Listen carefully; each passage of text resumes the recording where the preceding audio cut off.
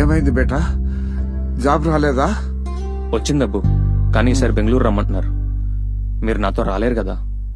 ఇంత చదువుకున్నా ఆంధ్రాలో ఒక్క జాబ్ లేదా అబ్బు నా కోసం? యా అల్లా. నమస్కారం అండి. నమస్కారం, చెప్పండి.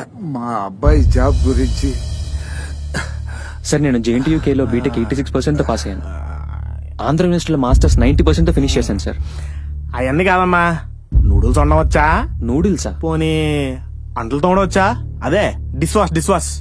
అది కూడా కాదంటే వాలంటీర్గా చేస్తావేటి? నేను మాట్లాడుతుంది IT జాబ్స్ గురించి.